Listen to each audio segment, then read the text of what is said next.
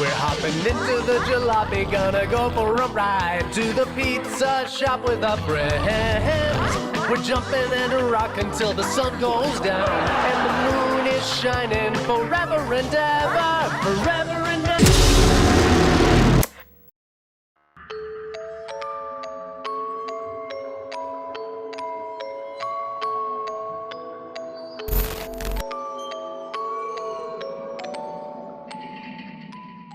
What's up, FNaF fanatics? Nathan speaking, and oh my god, we just got a brand new trailer for Security Breach, along with, and you're not gonna believe this, its official release date.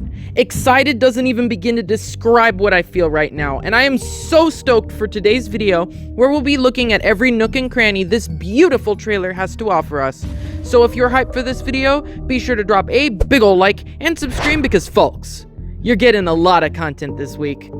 And now, without further ado, let's get started with today's analysis. Picking up where the last trailer left us, we get that same cinematic cutscene with Fanny before cutting to Glamrock Chica walking like a zombie over to what appears to be a storage closet. It's hard to make out, but you'll notice that she reaches down to pick up a piece of something and then discards another thing in the process. She then makes a swiping motion towards her face, and yet another mysterious object falls down. If I'd have to guess, I'd say she's repairing herself from an earlier encounter, which resulted in a minor injury. This suggests that the animatronics are able to recover from attacks in-game, and can maybe switch out parts like teeth and eyes to appear more threatening. We then transition to a close encounter between Glamrock Chica and Gregory, which results in Chica getting crushed and left in an unconscious and withered state. Part of me wonders if this is a story cutscene that plays out once you finish a section of the game and defeat Glamrock Chica. If these past two scenes happen to be connected, I believe we just witnessed Gregory lure, capture, and demolish Glamrock Chica. We then get a better, albeit blurry view of the atrium that Dako revealed back in March. Notice the logo for Phaser Blast and the star-shaped lamp as seen in the photo.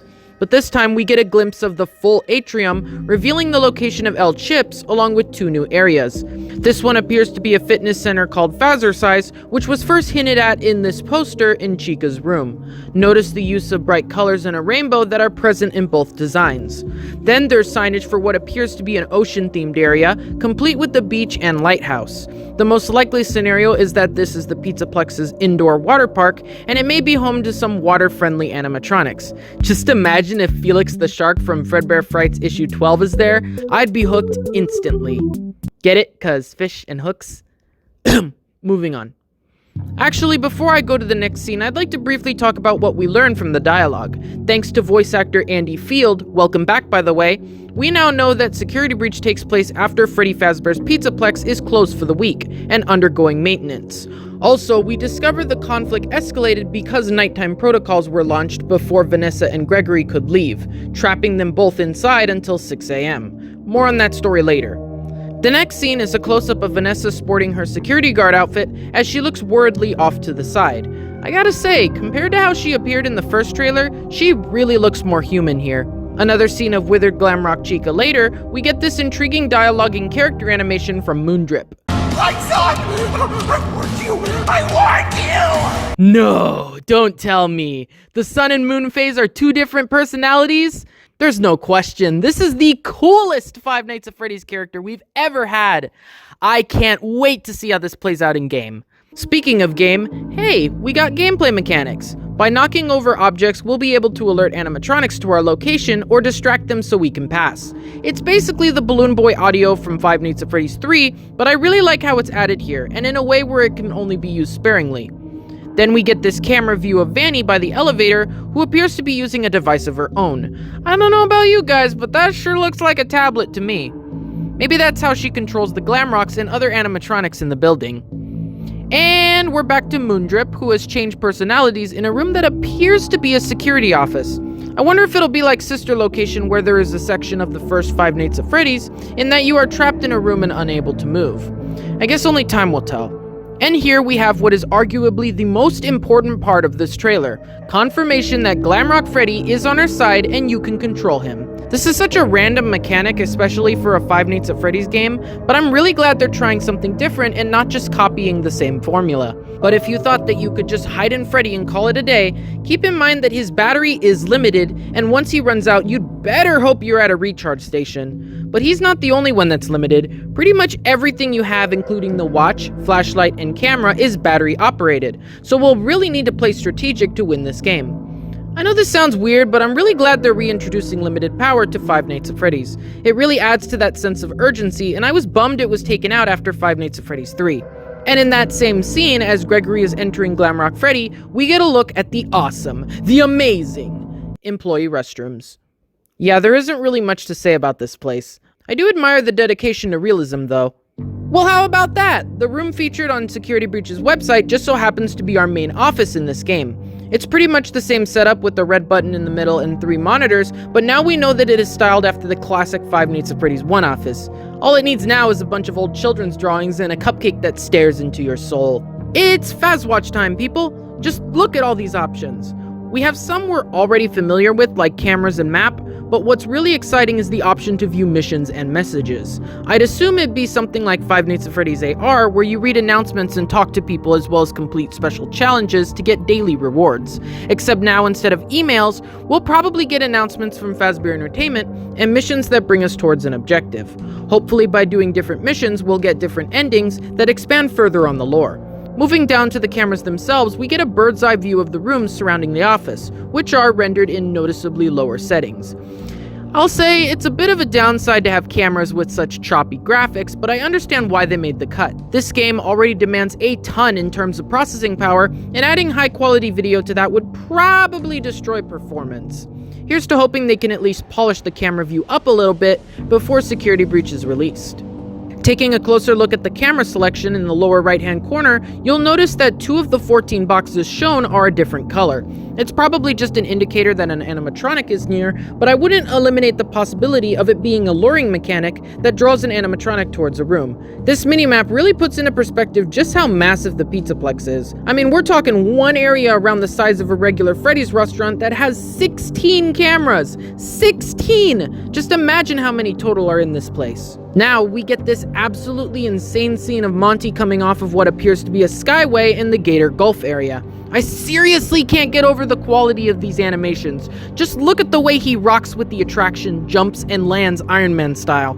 Steelwool wasn't kidding when they said they had former employees of Pixar working on this game. Back to the camera view, we get our first in-game look of Gregory, who, and I just gotta throw this in here, is back again with the white vans! I know that meme is really dead, but I just couldn't help myself, I'm sorry. No, but in all seriousness, it appears as though the Glamrock animatronics can attempt to break down the door and hide out of view so that you are forced to reposition the camera. However, the biggest takeaway from the scene is the fact that this office and the previous one are not the same. Just compare their maps and you'll notice it's 2 separate areas that aren't even remotely close to one another. This begs the question, are there multiple offices throughout the establishment? If so, then maybe it's like a hub room where you can save and respawn when you die. And now we cut to what I can only assume is the beginning of the game, where Freddy Fazbear's Pizzaplex is locking its doors for the day and activating nighttime protocol. You'll notice the Security Breach teaser artwork plastered on the walls, as well as an entrance to what could arguably be a new area, the parking garage. Interestingly enough, as the doors close, you can see the outline of a tree, guardrail, and arch from outside. This suggests that maybe at some point we get to leave the confines of the Pizzaplex and explore the area out front. Though it may just be background elements rather than an explorable place. Here's a new area and... What in the world is that? Hey Music Man, you're a nightmare abomination now, I see. Well, I don't think anyone saw this coming. Music Man has returned as a giant homicidal spider wearing gloves. The same gloves that appeared at the end of Freddy and Friends on Tour, Episode 4. Guys, without a question, this is the biggest Five Nights at Freddy's animatronic so far, and just looking at it gives me goosebumps. I would not want to wake up and see that thing at night. But let's look away from the horrific monstrosity, because there is actually some references to talk about in this room. First, we have an arcade machine featuring Theodore and Ella from the original Five Nights at Freddy's book series. This is the first time these characters have appeared in a game, but I doubt it's anything more than a neat callback to those stories. And then in a blink and you'll miss it moment, we can just make out an arcade machine with 8-bit Fredbear plastered on the side. This is the exact same sprite from the 4th game, and judging by the cover art, has something to do with burgers. Once again, I doubt this is important in the long run, but it's still nice to know the company hasn't forgotten about Fredbear. Before we move on, I want to mention one last thing that caught my eye. There's this huge sewer-like pipe behind the creature formerly known as Music Man, and it appears to be tailor-fit for his size.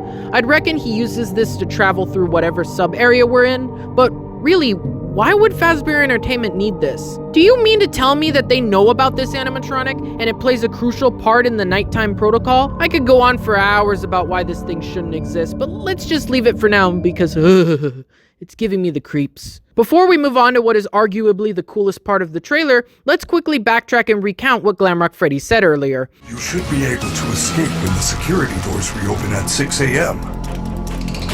Until then, keep moving and try not to draw attention to yourself. If there is another way out, I will help you find it. I promise. So what we can get from this is that the events of Security Breach take place over the course of one elongated night, and that there are potentially multiple ways to escape. We, along with Glamrock Freddy, need to survive till 6 a.m. when the night protocols are deactivated. While I'm a little sad they couldn't keep the 5 nights formula, I'm really excited to see how they squeeze this much content into 6 hours. We know from the last trailer that time is still present in this game, so it'll be interesting to see how it progresses throughout the night. This entire section here just blows my mind. I can't believe this was made for a video game and not some cinematic movie. If you told me that we'd go from this to this, I would have never believed it. Huge props to the team at Steel Wool. They are killing it, and I have no doubt this will go down as one of the best Five Nights at Freddy's games of all time. After the introduction of Roxanne Wolf, we are treated to a brand new room with an all-new mechanic, the camera, which stuns enemies in their path. And beside her is none other than a staff robot, wearing the badge and hat of a security guard, which begs the question, why is Vanessa even here if there is robot police? Surely the company wouldn't hire a human guard if they have an arsenal of robot ones. We'll talk more about that later, but for now let's move through Chica's introduction into yet another new area, this time surrounded by waste. We've seen a little bit of this area before, but now we know it's more than just a garbage dump. There's bricks, wood, and even a light suggesting the place is actually used often. After all, if it was just a trash area, then why would they need to hold the waste up with wood? We also get a better look at the withered version of Glamrock Chica, who has honestly seen better days, let me tell ya. Moving past Montgomery's introduction, we get another awesome animation, this time involving the character smashing what appears to be a foam blaster. We can conclude that this area is suspended above Montgomery's gator course based on his position relative to the palm tree in the background. Skipping past Freddy's introduction, we get a brief segment of him twitching before cutting to his arm resting on the floor with the message, "Human detected." At first I thought this was a game over screen, but if you look closely at the code that displays, you'll notice that there was multiple system failures followed by a complete loss of integrity. Taking into consideration the previous scene, it appears as though this is the moment where Glamrock Freddy is either hacked and turned against Gregory or the other way around. This is when he turns to Gregory's aid. Whatever the reason, we know it happens when he was in performance mode, meaning this event is probably earlier in the game before Freddy Fazbear's Pizzaplex closes. We get a couple more shots of the band outperforming before we cut to Vanny along a dark hallway, doing Vanny stuff. Hopping around and skipping like a maniac. This is probably the best look we've gotten of Vanny so far, and I hope we get more of her later on in future promotion trailers. It's taken a while, but we're finally here at the last scene of the trailer, which features withered versions of the staff robots. They are painted to look like nightmare versions of the puppet and have the tag "In Your Dreams" written on them. Call me crazy, but I think someone is living in this garbage area. I mean, just think about it. Who else would write "In Your Dreams" on these robots and build up the garbage into a tunnel? Maybe I'm just looking too into things, but you have to admit this garbage area is well designed for being, well, a garbage area. And now the moment we've all been waiting for. After 2 years, dozens of videos, and 5 episodes of Fazbear and Friends, we get the official release date for Five Nights at Freddy's Security Breach. December 17th, 2021. So that's the end of the trailer, but we're not done just yet. There's still a blog from Steel Wool executive producer Ray McCaffrey to talk about, which reveals a bunch of new details about the game, even explaining some scenes of the trailer. I won't read it in its entirety, but here are some crucial takeaways relating to what we talked about in the video. The animatronics Roxy, Chica, and Monty have been enlisted by Pizzaplex security to hunt you, and their pursuit is a relentless one. Strategizing how you'll get past enemies is paramount to avoid those actively pursuing you, as well as more passive staff robots that will sound the alarm and call the animatronics to your location if they spot you. In the event you're detected, run to escape the immediate danger quickly, but running is limited to the amount of stamina you've got, so use it wisely. The animatronics also evolve as the night progresses, which means you'll need to adapt if you want to survive. Freddy Fazbear himself is your most dependable ally, acting as a guide and protector through the Pizzaplex, giving you shortcuts, insider tips, and warnings about the challenges you'll face. You will need to be thoughtful about how and when you use Freddy, because he's only got so much power and requires frequent stops at recharge stations. The Pizzaplex is vast, and while that means more staff robots required for upkeep, it also means there's no shortage of hiding spots to pop into for a speedy evasion. It also means a ton of security cameras that you can access on your Fazwatch, allowing you to plan your path. Some weapons can stun enemies, the Fazcam and Fazblaster. The Fazcam acts as an immediate stun for the entire area in front of you, staggering attackers just long enough to escape. Unfortunately, it has a limited number of uses before requiring a recharge. The Fazblaster has unlimited ammo, but you'll need to land a direct headshot for it to work, which is not so easy when an animatronic alligator has practically leaped on top of you. There's so much more on top of this that we can't wait to show you. Unique office escape games, boss battles, more enemy types, and even fully playable arcades hidden throughout the Pizzaplex. We're looking forward to sharing it all with you on December 16th. So there you have it, a detailed description of the gameplay for Five Nights at Freddy's Security Breach. It's all pretty self-explanatory, so I won't talk much about it, but I will say that I am super stoked to play this new installment in the franchise and experience everything, especially the boss battles. I'm glad that they're experimenting a lot with this game and bringing in elements that you wouldn't expect in a Five Nights at Freddy's title, like the ability to control an animatronic. It really keeps things fresh and sets Security Breach apart from other horror games.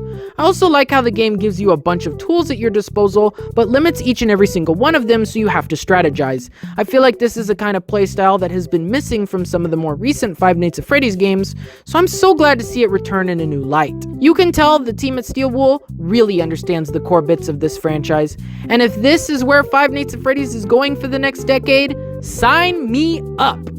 But anyway, that's gonna do it for my long trailer analysis. I hope you enjoyed. Did I, by some miracle, miss something that you noticed in the trailer?